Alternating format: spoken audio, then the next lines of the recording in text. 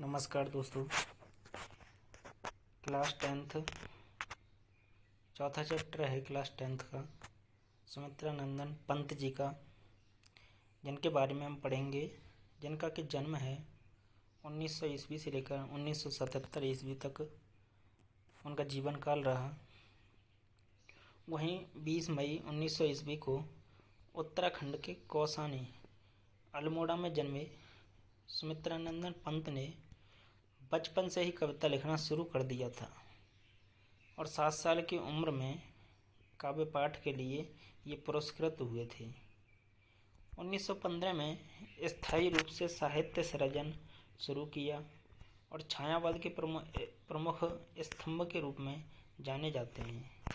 छायावाद के 4 प्रमुख स्तंभ माने जाते हैं, जिन्हें कि कहा जाता है पंत प्रसाद, निराला और महादेवी वर्मा।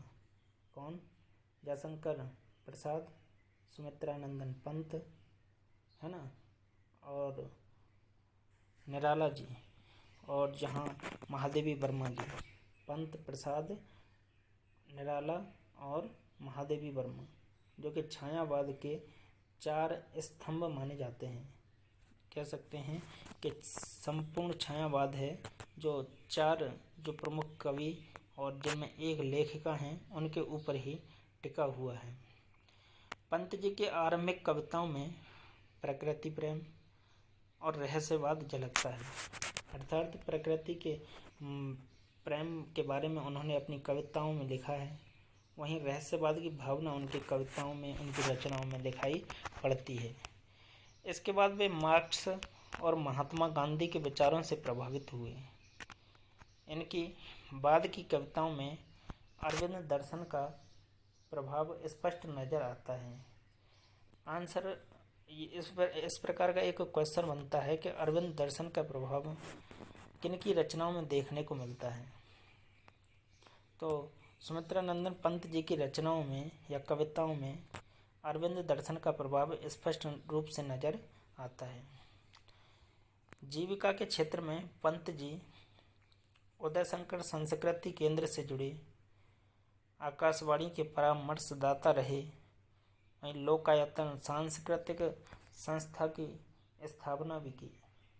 महत्वपूर्ण हो जाता है कि लोकायतन सांस्कृतिक संस्था की स्थापना किसने की?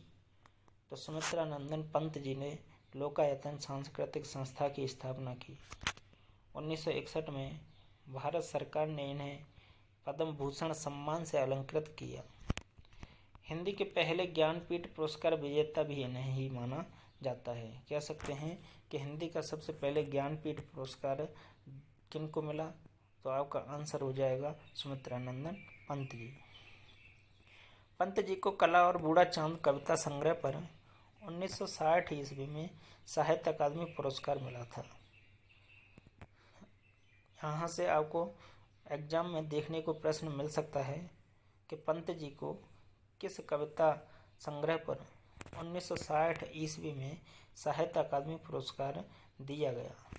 तो उनकी कविता थी, कविता का संग्रह जो था कला और बूढ़ा चांद, कला और बूढ़ा चांद, जिन्हें कि 1960 ईस्वी में साहित्य अकादमी पुरस्कार मिला था इस कविता संग्रह के लिए। वहीं 1969 ईस्वी में चिदम्बरा संग्रह पर भी ज्ञानपीठ पुरस्कार सहित अनेक पुरस्कारों से इन्हें सम्मानित किया गया और उनका निधन 28 दिसंबर 1977 ईस्वी को हो गया था। इनकी अन्य प्रमुख रचनाओं की अगर बात करें तो क्या है, जो कि बहुत ही ज़्यादा महत्वपूर्ण है: वीणा, पल्लव, योगवाणी, ग्राम्य, स्वर्ण किरण और लोकायतन, जो कि पंत जी की, सुमित्रा नंदन पंत जी की बहुत ही महत्वपूर्ण कृतियाँ मानी जा सकती हैं। बात करेंगे नेक्स्ट वीडियो में इसके पाठ पर, जो कि आपका क्लास 10th CBSE बोर्ड है, जो कि आपकी स्पर्श नामक पाठ्य पुस्तक है, उसमें लगा हुआ है। तो नेक्स्ट वीडियो देखने के लिए चैनल को अगर अभी तक आपने सब्सक्राइब नहीं किया है तो सब्सक्राइब करें। साथ ही वीडियो अगर पसंद आ रही हो तो अपने मित्रों के साथ शेयर करें, लाइक करें, धन्यवाद।